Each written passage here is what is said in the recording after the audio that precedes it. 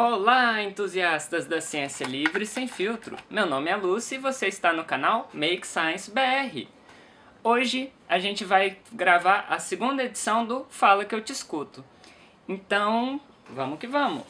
Tananana, tananana, tan, tan. Tananana, tananana, tan, tan. Bom, hoje no Fala que eu te escuto eu recebi algumas perguntas e alguns comentários, um pouco mais de cunho pessoal do que científico. Então eu vou responder todos, espero que vocês gostem e aproveitem para se inscrever no canal, seguir todos os outros canais da Resistência Científica. E claro, né, se você não gostar, deixe seu dislike. Mas, por favor, quando der o dislike, se não for muito abuso de minha parte, deixe uma sugestão para melhorar, ou me explique onde eu falhei, ou onde eu não fui capaz de atingir o seu gosto. Porque eu gostaria realmente de tentar cada vez mais melhorar, assim, e eu acho que esses comentários me ajudariam muito, comentários construtivos, obviamente, né? Bom, então, sem mais delongas, né? O Johnny Mingau, ele me perguntou quais são seus livros favoritos de ciência e não ciência. Bom, de não ciência, eu diria que eu gosto muito do universo tanto do Senhor dos Anéis quanto do Star Wars. E, assim, a trilogia do Senhor dos Anéis eu amei e eu não consegui ler as outras obras do Tolkien. Mas eu gosto muito dela, eu acho que foi um livro que me influenciou muito. Um outro livro que eu lia praticamente todo ano, que não tá aqui, ficou lá em Uberlândia, é um livro que chama Feliz Ano Velho, que conta a história de um garoto que muito cedo na vida dele ficou tetraplégico, e conta toda a história de superação da vida dele, como que ele inclusive escreveu o livro, né? E isso também me influenciou muito, me estimulou muito a moldar um caráter, né? E, bom, um outro livro agora brasileiro que eu tô lendo, ainda não terminei, mas já tô apaixonada, é esse daqui, Menino Sem Pátria. E tem um outro que me influenciou muito, eu gosto muito, que eu li no ensino médio, eu acho, que chama Caras Pintadas, que são livros assim que falam sobre a ditadura e mostram como ela foi um período complicado no Brasil, para não dizer outra coisa, como cruel e desumano. Então eu recomendo muito a leitura desses livros. E um que eu tô tentando finalizar e que eu já tô rindo muito é o Guia dos Mochileiros da Galáxia, que também é um livro não científico muito bom. Agora, de literatura científica, claro que tem o Darwin, tem as contribuições de outros grandes cientistas e tudo mais, mas eu separei alguns aqui que são os que mais me influenciaram recentemente. E o que eu daria maior destaque é esse do Mair, que é o Towards a New Philosophy of Biology, Observations of an Evolutionist, que é onde ele trabalha muito a ideia das causas, e como as causas são importantes para a biologia, e como a gente tem que procurar as causas. E ele reconhece 3 tipos, né, de causas ou tipos de conhecimento, que é o conhecimento descritivo, o próximo e o último. Eu vou um dia fazer um vídeo detalhando as diferenças desses tipos de conhecimento, mas para quem não conhece ou quem nunca ouviu falar nesses tipos de conhecimento e causas, eu acho que vale a pena você procurar esse livro ou outras bibliografias que abordem o assunto. É muito importante. Outros livros de filosofia da biologia que eu tô lendo e eu tô gostando muito é o do Godfrey Smith, Philosophy of Biology, do Heschel, Philosophy of Biophilosophy, quer dizer, do Hensch, quer dizer, e o do Sober, Philosophy of Biology, que são livros que trazem visões filosóficas diferentes da biologia. Eu acho que falta leituras assim para nós biólogos da atualidade, para a gente repensar algumas coisas que a gente faz nos nossos trabalhos e tentar trazer uma diretriz mais apropriada, revisar nossos trabalhos, revisar nossas cadeias de pensamento e buscar sempre aprimorar e evoluir como ciência, porque a ciência ela não produz um conhecimento final, ela produz um caminho de conhecimentos seguros. E se a gente acha que está produzindo um conhecimento final, a gente destrói esse caminho perde tudo que a gente construiu ao longo de todos esses séculos. E o último é esse Systematicity, que é bem de filosofia mesmo, em que ele quebra um pouco aquele paradoxo popperiano de ciência e pseudociência e mostra, de uma maneira muito interessante, como que a ciência e o nosso jeito de ser humano no cotidiano têm em comum. E como elas são fundamentais, as suas maneiras no nosso dia a dia. Eu recomendo muito a leitura desse livro. Felizmente a maioria desses livros que eu falei de ciências, né, são em inglês, mas façam uma forcinha, eu acho que vale a pena e esses são os meus livros favoritos, atualmente pelo menos, né. Bom, a Jaqueline Reis, eu até peço desculpa, Jaqueline, que você fez essa pergunta já tem um tempinho, né? Foi desde o último Fala Que Eu Discuto, mas finalmente eu tô respondendo aqui.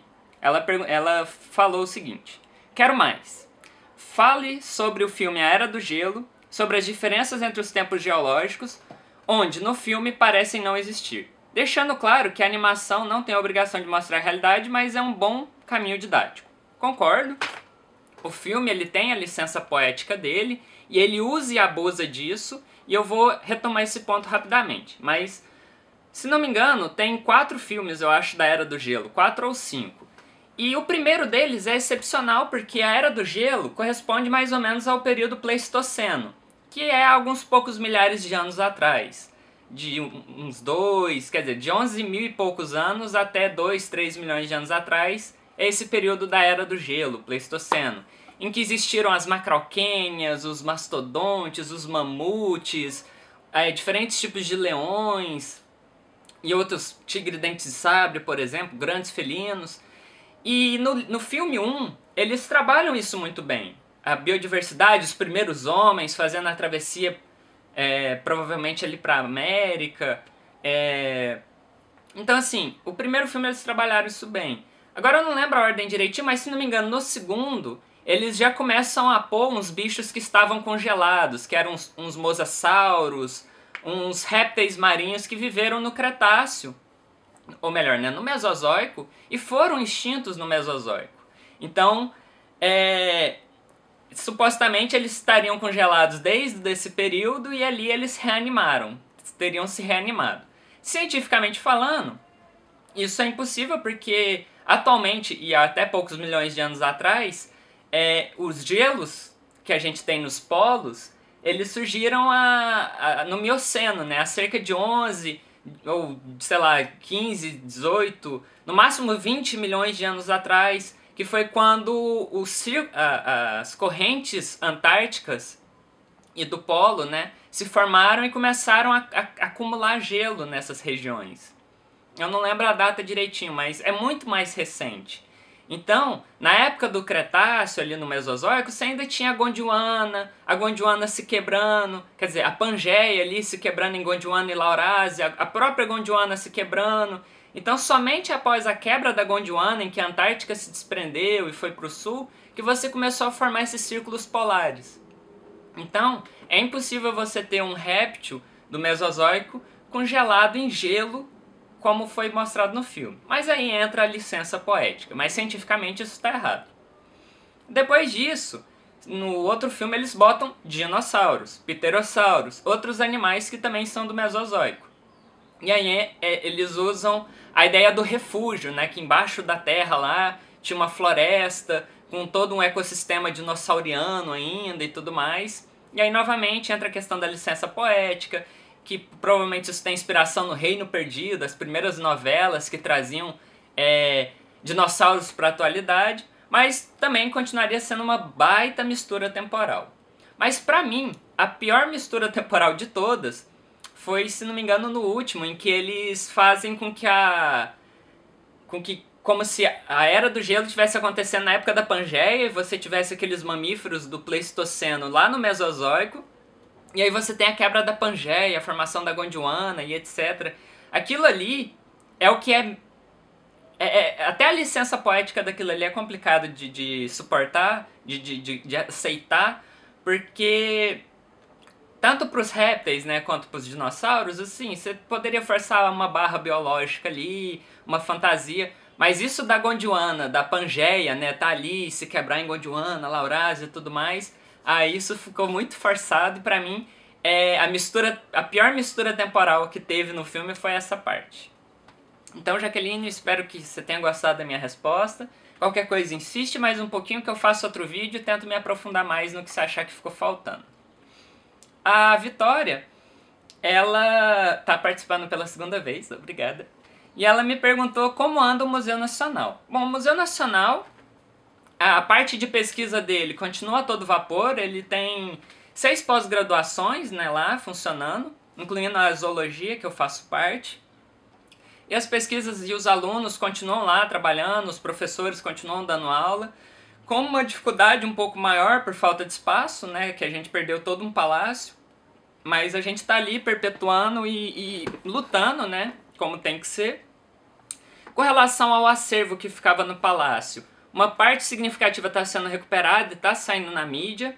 Algumas coisas, infelizmente, se perderam para sempre, como, por exemplo, as múmias e tudo mais. Mas está havendo um esforço para, como elas tinham sido tomografadas e tudo mais, está havendo um esforço de imprimir elas novamente em 3D para que a gente tenha, pelo menos, a memória dela, mesmo que não tenha mais a informação original. Então vai dar, assim, para recuperar algumas coisas. Da parte da paleontologia, alguns fósseis se perderam para sempre, alguns zoolótipos perderam informações vitais, mas algumas coisas também se recuperaram. Eu vou deixar um link de uma última notícia que teve sobre o museu, que até algumas colegas minhas foram entrevistadas, e eu acho que você pode complementar um pouco sobre o que eu estou falando nesse texto, se for do seu interesse, quem mais estiver vendo tiver interesse de ler um pouco mais sobre o museu. Lembrando que as doações para o Museu Nacional ainda estão abertas e quem quiser contribuir, por favor, basta você entrar na Associação dos Amigos do Museu e ler as instruções lá de como funciona para doar. Essas doações elas têm que ir para essa associação por uma questão burocrática, que o museu não pode receber dinheiro diretamente, ele tem que receber via uma ONG, que é essa Associação dos Amigos do Museu. E essa associação, ela faz prestação de contas, tudo que eles ganham e tudo que eles gastam está lá no site deles. Então é uma coisa limpa, transparente, esse dinheiro não vai para o UFRJ, esse dinheiro não vai para bancar droga, esse dinheiro não vai para fazer porcaria nenhuma que não seja auxiliar o Museu Nacional. Antes nas pesquisas, agora na sua reconstrução. Então quem tiver condição e quem tiver disposição, cogite em ajudar. Eu vou deixar o link da Associação dos Amigos do Museu Nacional aqui embaixo também, na descrição do vídeo. A Tainá, ela fez 2 perguntas, eu vou ler a primeira, né? Como é morar no Rio de Janeiro e fazer pesquisa aí? Te admiro muito, Lucy, fico babando seus vídeos. Primeiramente, muito obrigada, eu fico muito feliz de saber que você gosta dos meus vídeos e que eu estou de alguma maneira acrescentando algo na sua vida. Com relação a fazer pesquisa aqui no Rio de Janeiro, tem o lado bom e o lado ruim. O Rio de Janeiro ele tem várias universidades, tanto particulares quanto públicas, e consequentemente tem vários pesquisadores, tem vários eventos científicos, então é um lugar que você está borbulhando, tem museus, é um lugar de atividade científica alta, então é maravilhoso. Você vê suas referências aqui, você conversa com elas, você troca ideias, e por ter muitos museus, muitas instituições, pessoas de fora acabam vindo aqui e você tem a oportunidade de conversar com elas, então nesse lado é maravilhoso. O Museu Nacional, apesar dos pesares, assim, é uma instituição maravilhosa que me deu muita oportunidade de crescimento e eu sou muito grata a isso. E eu espero, de alguma maneira, retribuir, né, trazendo aqui o conhecimento para vocês e tudo mais. Então, por esse lado científico, é maravilhoso fazer pesquisa aqui no Rio de Janeiro. Eu adoro morar no Rio de Janeiro. O que me afeta é que eu venho de Uberlândia, que não é uma cidade tão pequena, mas é uma cidade de interior. E eu demorei um pouco me adaptar. Infelizmente aqui no Rio a questão da violência, dos tiroteios é algo que você tem que meio que acabar se habituando e é ruim, né? Assim, você não tem tanta liberdade, você tem medo em alguns momentos, mas é uma cidade que é maravilhosa de fato, pena que está abandonado pelos governadores e prefeitos, mas eu tenho muita esperança que a situação vai melhorar por aqui. Então, em termos de ciência, aqui é maravilhoso. Aí ela fez uma segunda pergunta, né? Lucy, como é ser uma mulher trans numa cidade como o Rio de Janeiro? Quais suas maiores dificuldades? Bom, aqui no Rio, eu considero que como tem uma diversidade mais alta, acaba sendo um pouco mais fácil. Pelo menos eu acho que em Uberlândia, por exemplo, eu sofreria mais do que aqui. Embora não seja fácil.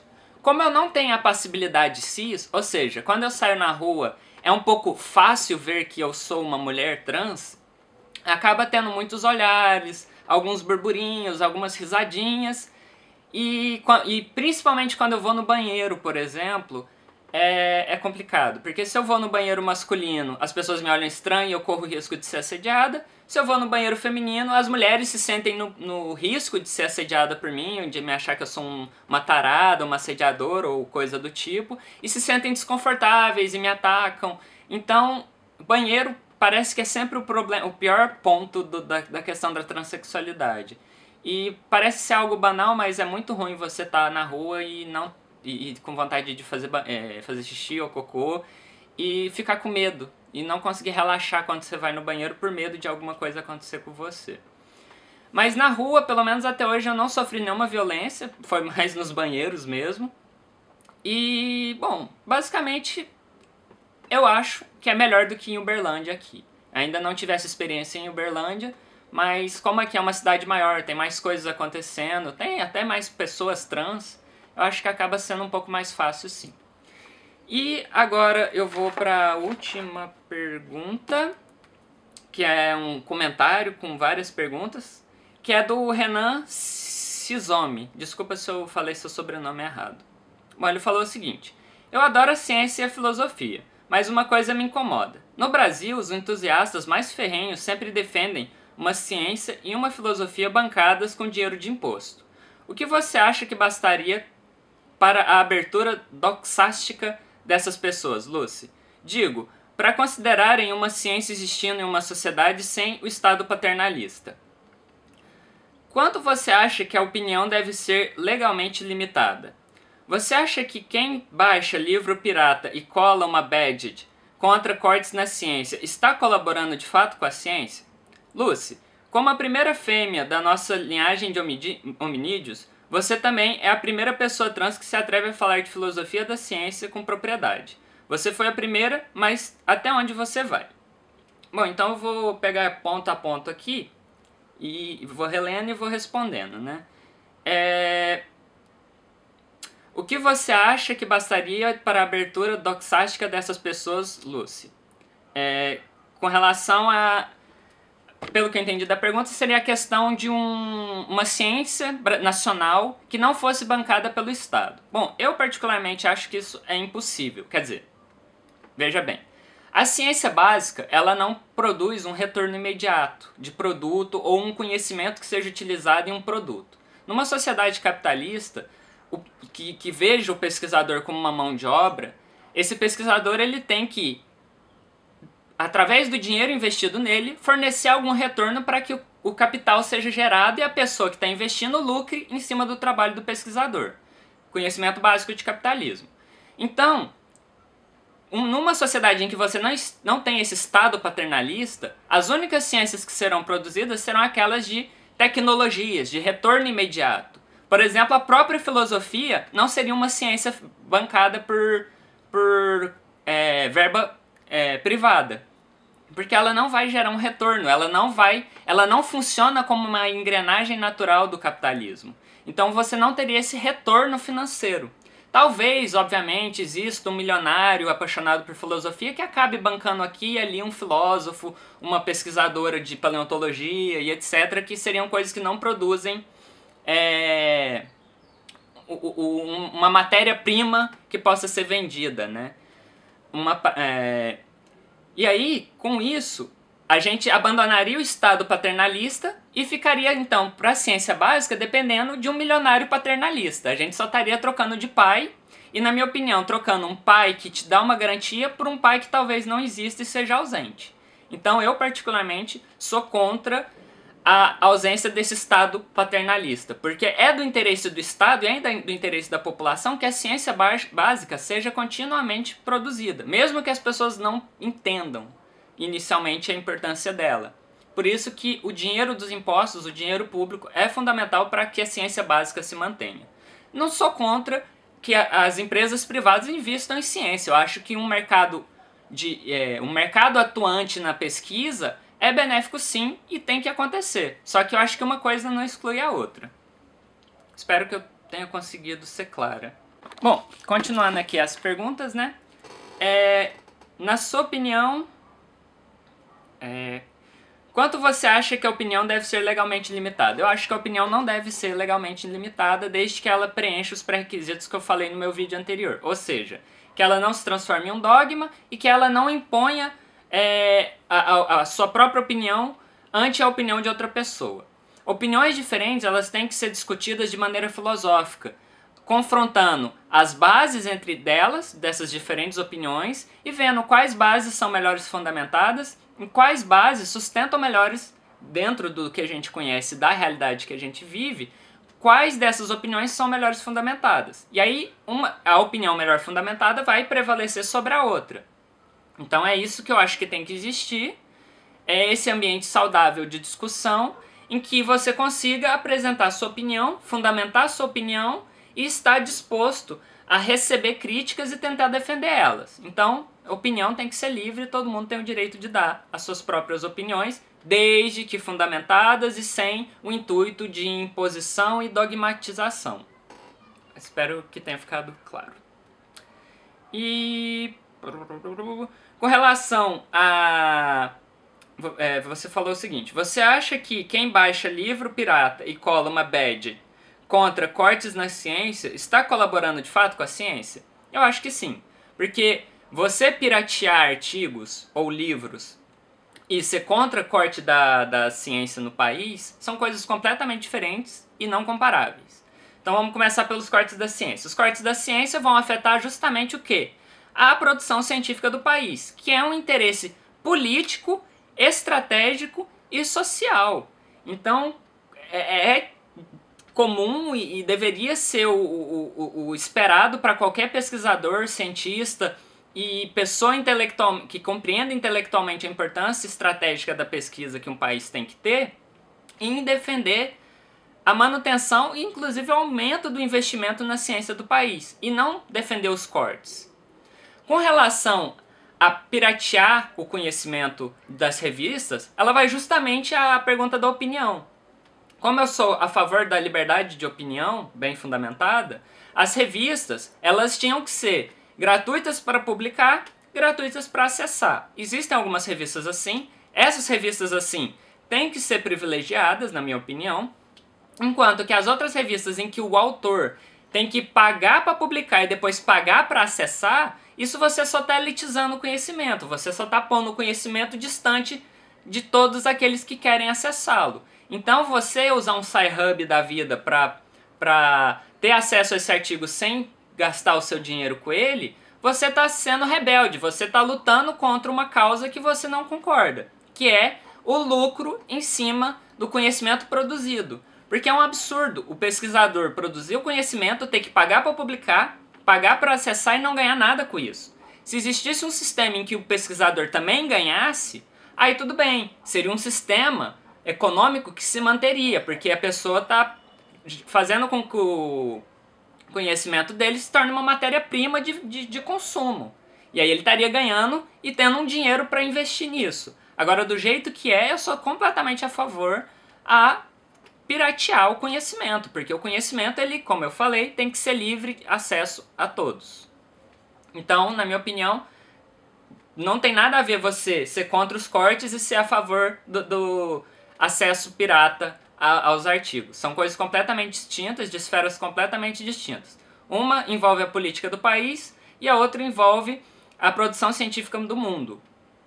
E como essas editoras assumiram e conquistaram um poder que não lhes é de fato. O poder de restringir o conhecimento científico. Então eu sou totalmente contra tanto o corte quanto essas restrições ao acesso do conhecimento. E por fim, você fala o seguinte: Lucy, como a primeira primata fêmea da nossa linhagem de hominídeos, você também é a primeira pessoa trans que se atreve a falar de filosofia da ciência com propriedade. Obrigada pelo elogio. Você foi a primeira, mas até onde você vai? Bom, eu não tenho certeza se eu sou a primeira. Eu confesso que eu não me preocupei em pesquisar e ver se existe outra pessoa no Brasil ou em outro lugar do mundo que fale sobre isso. Porque, sinceramente, pra mim não importa se eu sou a primeira, se eu sou a última. Eu realmente não me importo com isso. O que eu quero, o que eu desejo pra mim é que os meus vídeos, de alguma maneira, contribuam para a sociedade que a gente vive e que traga alguma alegria, algum conhecimento para as pessoas que estão me assistindo. E que, obviamente, isso me gere uma satisfação. Então, até onde eu vou dentro do YouTube vai ser até o dia que gravar vídeos não me gere mais prazer. Quando esse dia chegar, eu vou provavelmente postar um vídeo aqui dizendo meu adeus e que talvez eu volte ou não sei. Mas eu pretendo, por enquanto, pelo menos, continuar fazendo bastante vídeo. Eu tenho várias ideias e gravar vídeos e ter esse feedback de vocês está sendo algo muito prazeroso para mim. E muito proveitoso. Eu estou aprendendo muita coisa também. Estou revisando alguns conceitos, melhorando a minha forma de falar. E eu acho que é isso, assim. Aqui no YouTube eu vou até onde me der alegria, me der prazer. Com relação à minha vida pessoal, eu vou até onde as pessoas me permitirem ir como uma pessoa trans. Infelizmente ainda existem muitos preconceitos a serem quebrados. Eu espero um dia conseguir um emprego como uma professora universitária para que eu consiga fazer minhas pesquisas e dar minhas aulas. E fora isso, eu acho que o céu é o limite. Então, obrigada a todos que assistiram esse vídeo. Espero que eu tenha conseguido responder todas as perguntas e comentários de maneira clara. Se ficou alguma dúvida, por favor, não tenha vergonha, medo ou receio de fazer essa pergunta novamente, que eu tento gravar de novo e tento ser mais didática, eu tento abordar de uma maneira diferente. Se surgiram novas dúvidas, novos comentários, por favor, já deixa aí embaixo nos comentários para mim gravar a terceira edição.